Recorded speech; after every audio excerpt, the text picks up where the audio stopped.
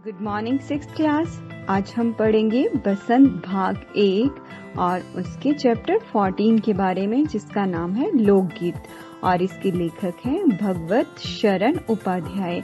लोकगीत का अर्थ क्या होता है? लोकगीत जनता का संगीत है। लोकगीत अपनी लोक ताजगी और लोकप्रियता के कारण शास्त्रीय संगीत से अलग होता है। इनकी रचना अधिकतर गांव में विभिन्न अवसरों पर गाने के लिए स्त्रियों द्वारा की जाती है। लोकगीत अपनी लोच, ताजगी और लोकप्रियता में शास्त्रीय संगीत से भिन्न हैं। लोकगीत सीधे जनता के संगीत हैं। घर, गांव और नगर की जनता के गीत हैं ये। इनके लिए साधना की जरूरत नहीं होती। त्योहारों और विशेष अवसरों पर ये गाए जाते हैं। सदा से ही ये गाए जाते हैं और इनके रचने वाले भी अधिकतर गांव के लोग ही हैं। स्त्रियों ने भी इनकी रचना में विशेष भाग लिया है। ये गीत बाजों की मदद से, बिना ही ये साधारण ढोलक, झांझ, करताल, बांसुरी आदि की मदद से गाए जाते हैं। एक समय था जब शास्त्रीय संगीत के सामने इनको हेय समझा जाता था। अभी हाल ही तक इनकी बड़ी उपेक्षा की जाती थी, पर इधर साधारण जनता की ओर से जो लोगों की नजर फिरी तो साहित्य और कला के क्षेत्र में भी परिवर्तन हुआ है। अनेक लोगों ने विविध बोलियों के लोक साहित्य और लोक गीतों के संग्रह पर कमर बांधी है और इस प्रकार के अनेक संग्रह अब तक प्रकाशित भी हो गए हैं। लोक गीतों के कई प्रकार हैं। इनका एक प्रकार तो बड़ा ही ओजस्वी और सजीव है। यह इस देश के आदिवासियों का संगीत है।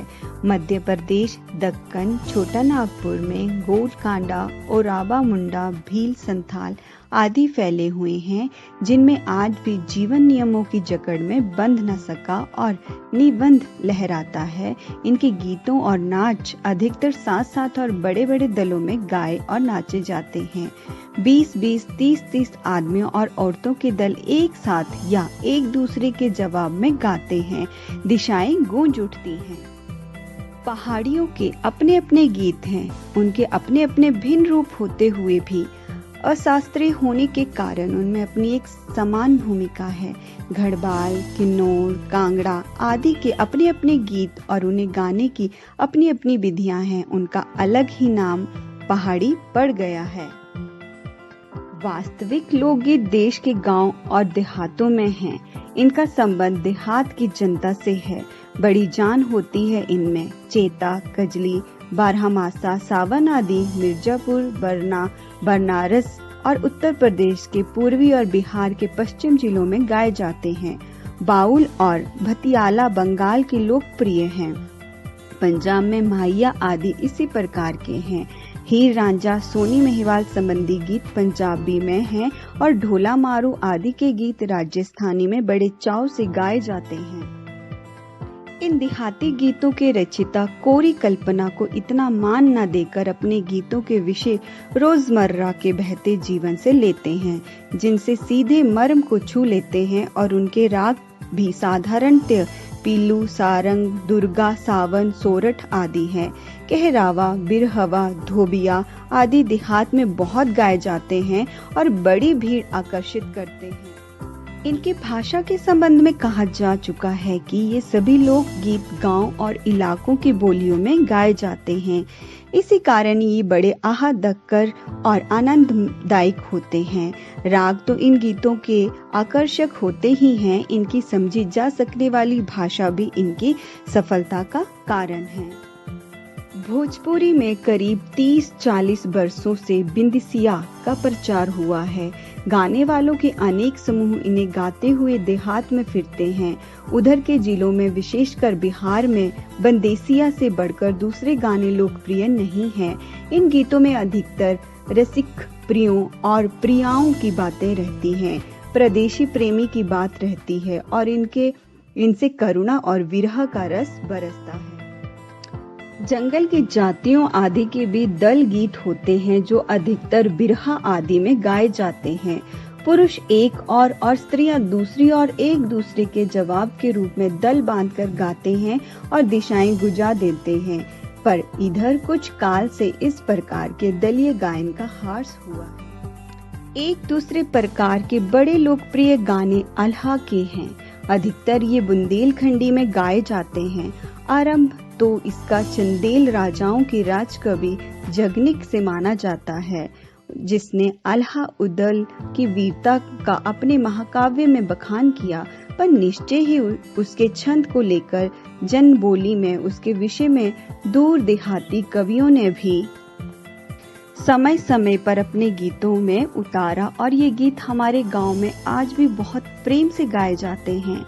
इन्हें गाने वाले गांव-गांव ढोलक लिए गाते फिरते हैं। इसी की सीमा पर इन गीतों का भी स्थान है, जिन्हें नट रस्सियों पर खेल करते हुए गाते हैं। अधिकतर ये गद्य पद्यात्मक हैं और इनके अपने बोल हैं।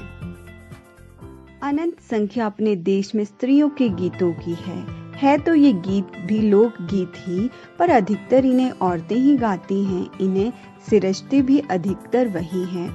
वैसे मर्द रचने वाले या गाने वाले की भी कमी नहीं है, पर इन गीतों का संबंध विशेषतः स्त्रियों से है। इस दृष्टि से भारत इस दिशा में सभी देशों से भिन्न है, क्योंकि संसार के अन्य देशों में स्त्रियों के अपने गीत मर्दों या जनगीतों से अलग और भिन्न नहीं हैं, मिले जुले ही।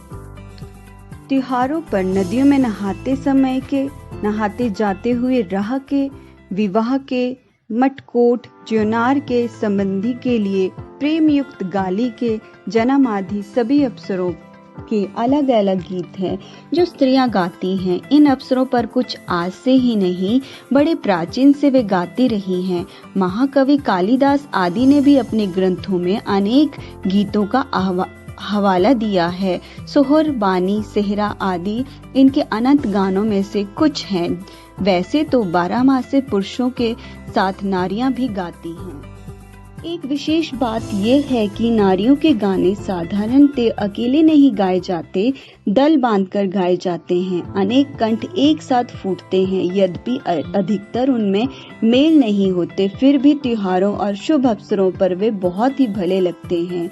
गांव और नगरों में गायिकाएं भी होती हैं जो विवाह, जन्म आदि के अवसरों पर गाने के लिए बुलाई जाती हैं। सभी ऋतुओं में स्त्रियां उल्लासित होकर दल बांधकर गाती हैं, पर होली, बरसात की कजली आदि तो उनकी अपनी चीज है जो सुनते ही बनती है।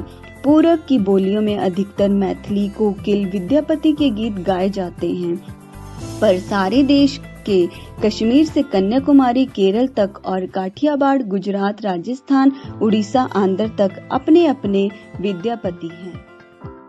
स्त्रियां ढोलक की मदद से गाती हैं। अधिकतर उनके गानों के साथ नाच का भी पुट होता है। गुजरात का एक प्रकार का दलीय गायन गरबा है, जिससे विशेष विधि से घेरे में घुमाकर औरतें गाती हैं। साथ ही लड़कियां भी बजाती जाती हैं जो बाजे का काम करती हैं। इसमें नाच गान साथ कर चलते हैं। वस्तुतः ये नाच ही है और ये सभी प्रांतों में लोकप्रिय हो चला है। इसी प्रकार होली के अवसर पर ब्रज में रसिया चलता है, जिसे दल के दल लोग गाते हैं और स्त्रियां विशेष तौर पर। गांव के गीतों के वास्तव में अनंत प्रकार हैं। जीवन जहां इठला इठला कर लहराता है, वहां भला अनंत के स्रोत की कमी हो सकती है। उदाम जीवन के लिए ही वहां के अनंत असंख्य गाने प्रतीक हैं।